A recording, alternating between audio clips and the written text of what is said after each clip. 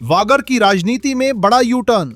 लोकसभा चुनाव से पहले कांग्रेस को झटका देकर बीजेपी में गए कद्दावर नेता महेंद्रजीत सिंह मालवीय अब वापस हाथ के साथ हो गए हैं। आखिर 10 महीने में ऐसा क्या हुआ कि मालवीय का बीजेपी से मोहभंग हो गया और उनकी वापसी से राजस्थान की सियासत, खासकर बीजेपी और बीएपी पर क्या असर पड़ेगा? देखिए ये एक्सक्लूसिव रिपोर्ट। नमस्कार, तस्वीर इंडिया देख रहे हैं आप। सबसे पहले खबर पर मुहर। अनुशासन समिति की रिपोर्ट और एआईसीसी की मंजूरी के बाद कांग्रेस ने महेंद्रजीत सिंह मालवीय की वापसी का आधिकारिक ऐलान कर दिया है। 11 जनवरी को ही उन्होंने जयपुर में घर वापसी की इच्छा जताई थी, जिसे अब राष्ट्रीय अध्यक्ष मल्लिकार्जुन खड़गे ने हरी झंडी दे दी है। अब सवाल उठता है कि मालवीय गए क्यों थे और लौटे क्यों? साल 2024 लोकसभा चुनाव से ठीक पहले फरवरी महीने में मालवीय ने यह कहते हुए कांग्रेस छोड़ी थी कि वो सनातन और विकास के मुद्दे पर बीजेपी के साथ जा रहे हैं। लेकिन सियासी पंडित मानते हैं कि उन्हें मोदी लहर में अपनी जीत पक्की लग रही थी, लेकिन चुनाव नतीजे चौंकाने वाले रहे।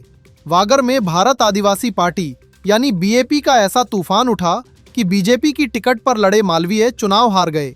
बीजेपी में जाने के बाद भी उन्हें वो कद और जीत नहीं मिली जिसके वो आदी थे। शायद यही वजह रही कि उन्हें अपनी पुरानी जमीन यानी कांग्रेस ही सुरक्षित लगी।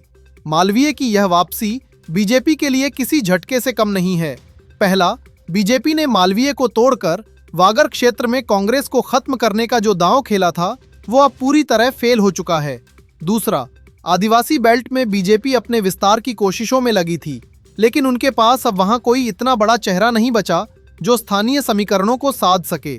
यह बीजेपी के लिए एक परसेप्शन की हार है, लेकिन असली सियासी समीकरण तो अब बदलेंगे। वागर में कांग्रेस का मुकाबला अब सिर्फ बीजेपी से नहीं बल्कि राजकुमार रोत की पार्टी बीएपी से है।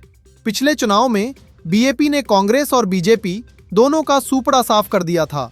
कांग्रेस को वागर में अपनी खोई हुई जमीन वापस पाने के लिए मालवीय जैसे मजबूत और अनुभवी चेहरे की सख्त जरूरत थी। अब देखना यह है कि क्या मालवीय अपने पुराने वोट बैंक को वापस ला पाएंगे।